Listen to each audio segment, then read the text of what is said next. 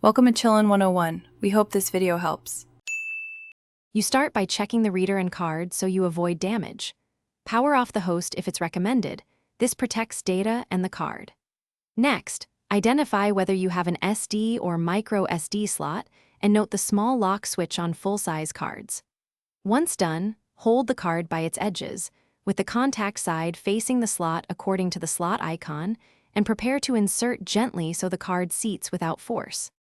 You now perform the insertion step with control and attention. Align the card to the slot rails and push slowly. Feel for a slight resistance, then a click or firm stop. That means it's seated.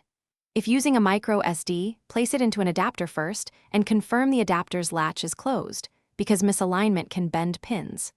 When using an external USB reader, match the contacts and gently insert the reader into the host's port so the connection is secure.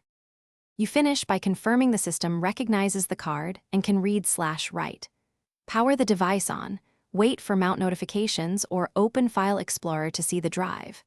If nothing appears, remove and reinsert the card, try a different slot or reader, or test the card on another device to isolate the fault. Make sure the card's lock switch isn't engaged and avoid forcing the card. If pins are bent or the adapter is damaged, stop and replace the component to prevent further harm.